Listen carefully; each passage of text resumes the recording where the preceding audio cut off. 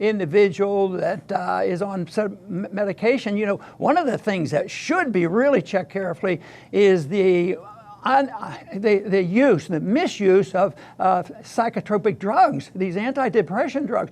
Many of those kids that went out and did this shooting had been on those drugs, and they're put on them too much, and sometimes they're put on, for schools, well, this kid, it's hard to get along with him, and they say he needs some medication, put him on drugs. They're the ones who very often commit these crimes, so I would think that area has to be looked into. I'm Larry King. This week, President Trump delayed his promised tariffs on Chinese goods and seemingly admitted that it's the American consumer and not China that would pay the cost of his ongoing tariff battle with that country. What does this mean for our economy, and what, if any, effect might this have on the presidential race? Let's talk about that with the always outspoken Ron Paul, former Republican congressman from Texas. He made 3 bids for the White House, twice as a Republican, and once as the Libertarian Party's presidential nominee. He's the host of the Ron Paul Liberty Report, and he joins us from Lake Jackson, Texas. Okay, Ron, President Trump delays the Chinese tariffs. Going to wait till around Christmas just in case it might have an impact on people. What do you think?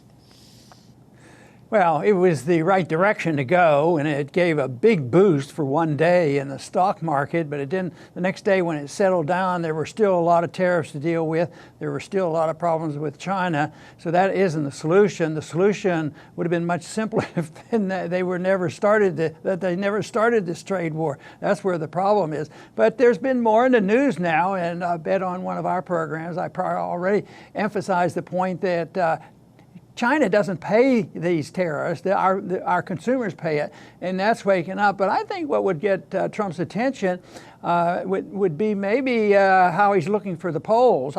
He already is prepared for an economic problem because he set the Fed up and said, well, it's all the Fed's fault. They're doing this and manipulating things. So, but I think it was a pure image from a weakened economy. I don't think he's given up on tariffs, and he's still going to pursue it, but I wish he would take a position that a tariff war is of no benefit to us or to anybody, and problems with other countries should be worked out in a different manner. Concerning the Hong Kong thing, in keeping with his America First strategy, has generally stayed on the sidelines during this turmoil in Hong Kong. He said, quote, "The Hong Kong thing is a tough situation. We'll see what happens, but I'm sure it'll work out." House Speaker Nancy Pelosi says, if the United States does not speak out for human rights in China because of commercial interests, we lose all moral authority. How do you stand?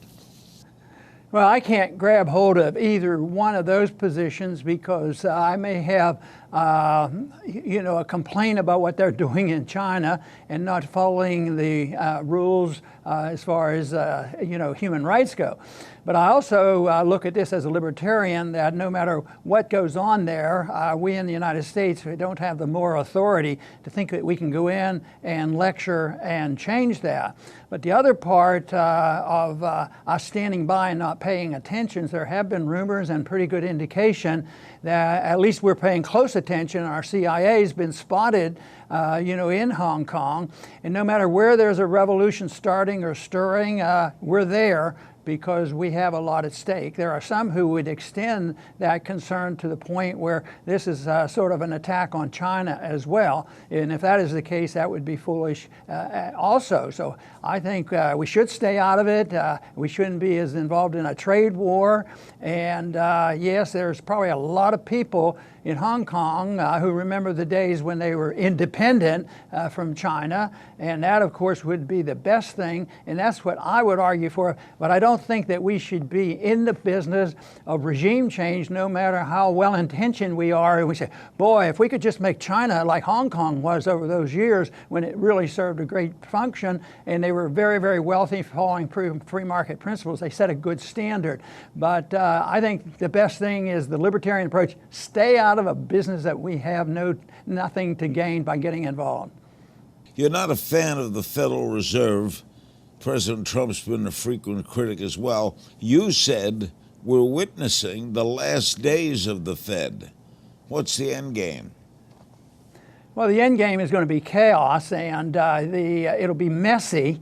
The best way to have done this would be to pursue the legislative approach, which I attempted all along. First get it audited and then change it and take away this power that the Fed has to manipulate the currency and interest rates. What we're facing today is a result of the Fed, and people are waking up to it.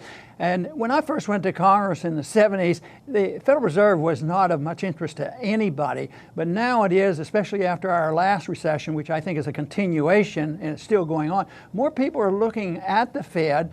And I think when this downturn in the market really hits, the Fed is not going to get off easy. I think the Fed will self-destruct. Right now, I think a significant day in monetary history happened about 2 weeks ago when they had a Fed meeting and they came out and they said, well, we're going to do what Trump wanted. We're going to lower interest rates a quarter of a point. And that, in the old days, that would say, oh yeah, they're doing that. They're going to lower rates and we want lower rates. It didn't do any good. For about an hour, it looked like it was. And then the realization was, this isn't the answer. They can't do it. They're running out of schemes. They're running out of plans. And I think eventually there'll be people looking elsewhere, and internationally they're looking at other countries for other reserve currencies. You hear about cryptocurrencies, and you see gold. Gold is one of the best measurements of a currency, and of course gold is very high, indicating there is something wrong, and how it will evolve exactly, nobody knows exactly, but I think we will lose the reserve standard, and that will be a big deal, and something will have to replace it. But in the meantime, there may be more arguments for protectionism because there'll be disruption in trade and people then want to protect what they have. And of course, the libertarian argument is that the more you restrain trade and travel, the more likely you're going to see soldiers crossing these borders. So there's a very important issue that we should deal with. In May, Representative Tulsi Gabbard was by far the very best candidate, you said, in the presidential field. You still feel that way? Yes, and the big reason is obviously for the foreign policy, because she talks about non-intervention. She has the military experience. I was one of the few candidates when I ran. I had military experience when the others did not, and yet they were always the experts. And she's good on her feet, and she knows the issue. And of course, a good progressive Democrat will agree a lot with a libertarian, on civil liberties and on foreign policy. We have to work at it to get along with people who want more economic interventionism. But I found that not too difficult because I worked a lot with Dennis Kucinich and other progressives. And she's somebody that I root for because she's sending out a message there. But I think she will face a tough haul. Even if she may be maneuvering to be vice president, I think the deep state, the people who don't want to be, it pointed out, just think, how much agreement the Republicans are with the Democrats. The Democrats nor the Republicans are saying, we really need to do something about the Federal Reserve. And neither side really cares about the deficit. And I don't think either side, even though Trump mentions it, we need to bring our troops home. And Tulsi mentions those things. And I think she's a very valuable candidate. Okay, there's a rash of GOP congressional retirements in Texas. Texas themed. It could be a flip state. Beto O'Rourke came close to beating Ted Cruz. Do you think Texas could go Democrat? Oh, I think he eventually will. Whether it's going to happen this time or not, we don't know. But the demographics are changing. And some people make a false assumption, and I don't make, and they say, oh, Hispanics are moving in, so they're all going to be Democrats. And I think Democrats believe that, and they're encouraging it. But, long term, there's been minorities moving in this country, different groups and different people from different countries, and they were considered outcasts, and they'll all be Democrats and all. So to me, the answer is have the immigrants come in. I know a lot of Hispanics who have jobs here and own businesses, and they do very well, and then they may accept the free market approach. I mean, I don't know why they shouldn't have it, but right now it's in flux. But I think the direction is that there will be more Hispanics voting, and there will be a possibility that this state will flip to Democrat. I don't think it's going to happen next year. I've read a lot about thoughts you've made in the past. Are you opposed, and I can't believe this, are you opposed to increased attention paid to would-be gun owners with background checks? Yeah, no, I'd be very careful about that because, they do that a lot. There's a lot of states that do that, and it doesn't change the statistics at all. And if you take last couple years, I don't know how many times we've had mass killings, maybe 3, 4, 5 that were big and significant, and dozens, if not hundreds, have died. Well, you have maybe 30 million people who own guns that never do anything wrong, and you're going to take away their civil liberties. It's sort of like the TSA. We had a bunch of mobsters, commit, 9/11, and who has suffered the most? The American people. Our civil liberties were taken away. But the people who own guns, if you take those millions that have guns, why don't we check and find out? I wonder how many crimes they prohibited. That might be significant. But for somebody that's a known individual that is on some medication, one of the things that should be really checked carefully is the misuse of psychotropic drugs, these antidepressant drugs.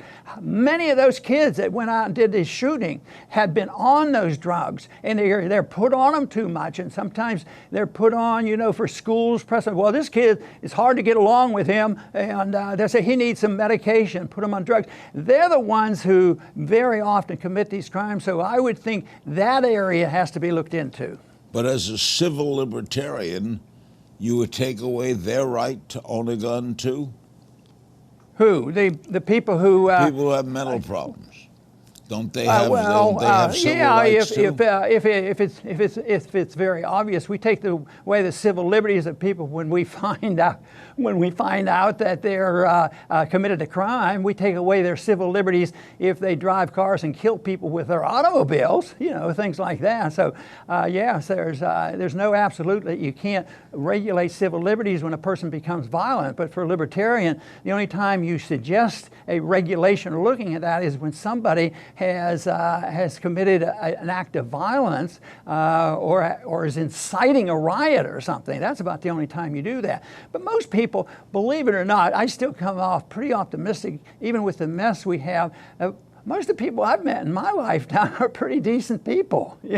I've met a lot of people in medicine, my neighborhoods, government, and even the politicians. Most of them are pretty nice, and I wasn't threatened by them. But we act like we have to take away those liberties and regulate the liberties of the people who have caused no harm. So our rule as a libertarian is there's a line drawn. Don't commit force. Don't ever commit aggression. The always outspoken Ron Paul. Thanks again, Ron, for your time today. Good, Larry. Good to be with you. More politicking right after the break.